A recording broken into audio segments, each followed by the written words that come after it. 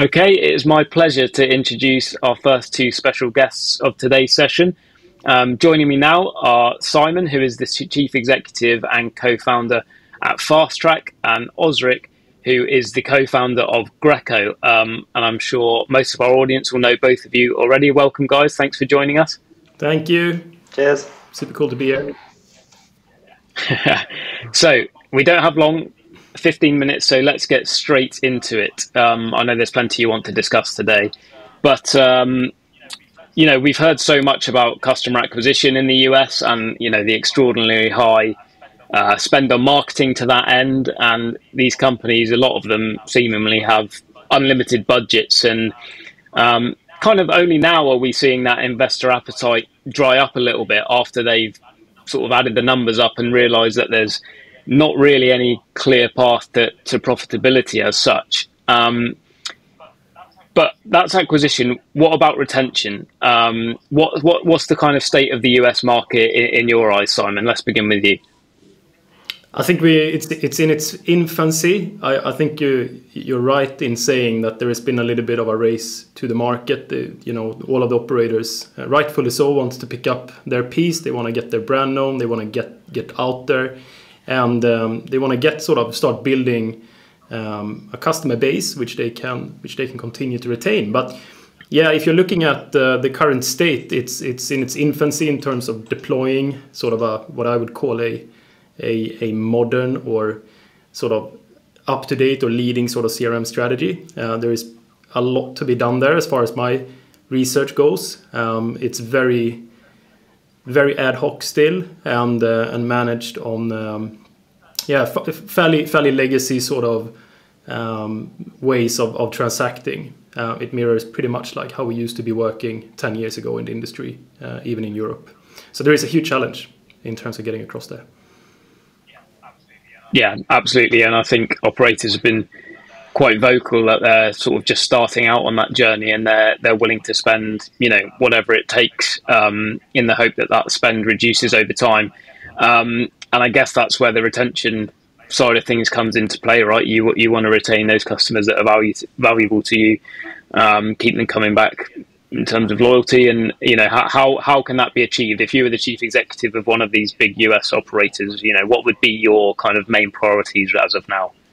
I think interestingly enough, we got obviously both myself and Ozric in the room right now, but I would say that there are two key priorities that any chief executive at one of these operators would be thinking or talking about right now both in their operational leadership meetings and on the board level, and that's obviously to make a return out of that sort of vast expense that you've spent now to get your customers in the door. And then it comes down to two things.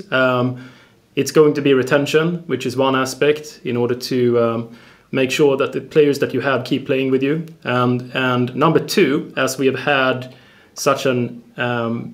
we paid such a high price for these customers and had these sort of offers at the level they have been, it's also attracted maybe the risk and the exposure from an operator perspective in attracting the bad type of player, like that's trying to abuse you, is obviously incredibly much larger. And I'll let Ozric talk about that. That's his game. So just to give some insight into what we're seeing, we're doing a research piece at the moment, which we're going to be announcing at iGaming next in New York. So I have some kind of half-baked numbers anyway from what we've done so far. So, I mean, the value of casino offers in New Jersey, so just casino offers in just New Jersey, are worth $13,000, and that's per player.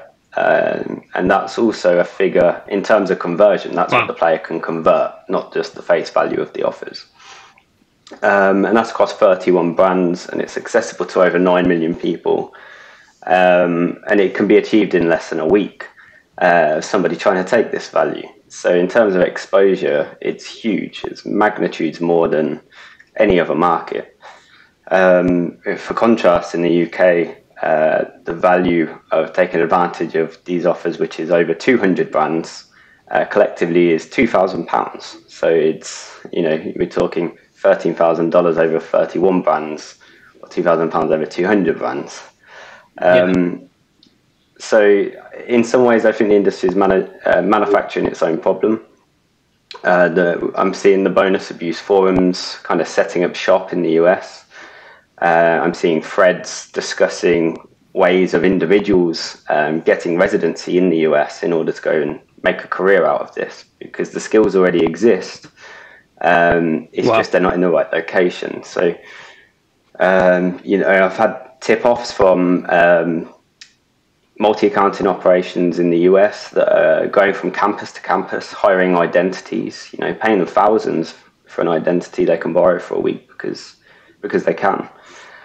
And I'm seeing the exchanges move in as well, or attempting to move into the US, which, judging by the UK's history, this really boosts bonus abuse, because kind of exploiting sport books is considered entry level in terms of cheating casinos, and the exchanges facilitate that.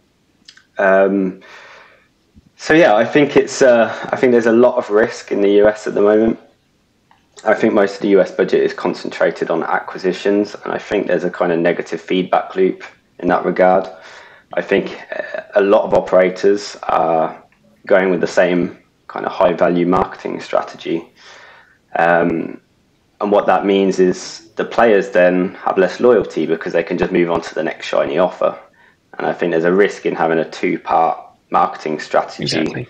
In that you might not have any players left when it comes to retention. I think the focus needs to be on retention now. Yeah, that's really interesting, and it's great that you provided some of those facts and figures to support those points of view. And New Jersey is really, it's quite a mature gaming market in terms of US states. But you're right, the focus is indeed on acquisition, and maybe, Simon, there's a chance now for some operators to kind of break that mold and move away from the chasing pack if they move beyond that and start to look a bit further ahead in terms of future revenues. Is that right, would you say? No, but I think everyone is conscious about it, in terms of attracting these players, and that there is a pure intention to keep these players on the site. But I think no one is going to be diluted in the sense that we know that there is going to be a share of wallet. We know that customers are going to experience gameplay at multiple sites before they potentially pick their home. So I think there's a huge opportunity to still develop deep, meaningful relationships with customers. And this comes down to sort of now they have a chance as well, coming in quite fresh to the market, to do this the right way already from the beginning, and have quite an impact in doing so. And I think there is now is the right time to ensure that you have the organizational scalability to support such an exercise. And when I'm talking about that, I essentially look for operators to develop those meaningful relationships with customers, so that you see every individual in your database, rather than looking at these huge sort of marketing towards groups, entire groups at one time. You try to really nail down the player profiles and see what really matters, and work in a data-driven fashion in order to deliver one-to-one experiences that are tailored for each individual, depending on what they like and what they came there to play. Now beyond the sign-up bonus in itself, but it's going to give you a good indication already with the data that you have in hand, in how you can sort of very early on in a player's journey be able to sort of profile the player and be able to target them effectively with the right follow-up offers. But it is fundamental that we, in this, because this is a bigger problem now in the US than it has ever been in Europe. It's going to be, in terms of actually separating the good players from the bad players, so that when you're focusing your marketing money for retention, that you're investing the money in the right place, and that you're providing the right level of entertainment. Because the danger here is that you have a huge database, and once you're trying to retain them and create interesting campaigns and offers, you essentially entertain your bonus abuse network with more bonuses, and you upsell them and you get them to extract even more money. And that's like what you want to avoid in this. So there is like a twofold here. That like has accelerated the need for the type of work and platform that Ozric does so well together with his team, but also in terms of the type of technology that FastTrack brings to the table in be able to scale with your retention initiatives and be able to do so efficiently. So there's a lot of work to be done, but there's still huge opportunity in order to get the most out of this, right? Yeah, absolutely. Like you say, there's two solutions right there, and I guess one of the issues that operators have is that they need obviously different states to legalize online sports betting and iGaming to increase the TAM and the future profitability. But every time a new state opens, these acquisition offers are going to be there again, and the risk of abuse heightens. So how do we sort of get to that stage that you're talking about? Because is it just the fact that the market is still kind of in its immaturity at the moment that I think there hasn't been realised just yet? An opportunity to actually jump the gun. So we've seen this in the UK, more than a decade ago, a kind of race to the bottom acquisition strategy, and not every operator survived. Those that had poor retention generally didn't. And so I think there's an opportunity here for the US to focus on retention. I think there might even be an argument for focusing on retention over acquisitions, because at the end of the day, when they've reached market saturation, it's about who you've got left, not how many you acquired initially.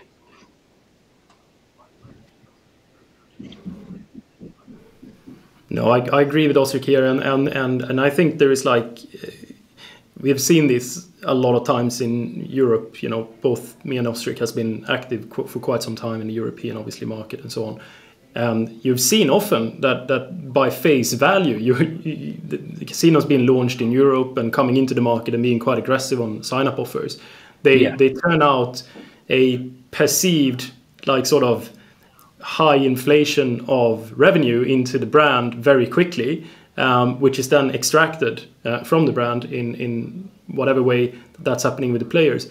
And then quickly the business might be in the risk of falling over, or requiring additional funding in order to do that second exercise, which is then actually operating in a scalable way with the right economy that warrants. And so I think the business that is coming in right now, I can't judge in terms of exactly how the operators are looking at it, but I would heavily sort of promote that they have the right KPIs right now, not just looking at the sort of the acquisition value of the players over the first couple of deposits, but actually actively look at how many of those are staying on for consecutive deposits without bonuses, and looking at that as well, so that they are qualifying that the database is not entirely just extracting that value, that face value, and then leaving them dry. But I'm quite sure that it is quite a significant piece of the database that are you are attracting a lot of sort of illegitimate play, if you want, or bad players or such, that wants to expose you value-seeking players for whatever reason, whether it's a legitimate player that is seeking value, or whether it's a player that is actually looking to actively abuse you. You are going to expose a lot more risk with a much more aggressive bonus strategy, which means you need to have a handle on this. But that's I would strongly sort of suggest that any operator that is in the market right now has a keen eye on measuring the KPIs around the retention-driven metrics, and see at least where you're trending with it, to see how urgent it is. Yeah, exactly. And I think everyone outside looking in is casting a glance at these US operators to see who's going to be winning in the long term. And I think whichever one kind of gets on top of this certainly gives itself a major advantage there. But yeah, I mean, fantastic. Thank you very much for joining me today, Simon and Ozric. That was some awesome insights. And like you said, you're going to build on that at our iGaming Next New York event, hopefully. Plenty more to come from you two. And thank you very much again for joining me. I hope you enjoyed the session, guys. Thank you very much.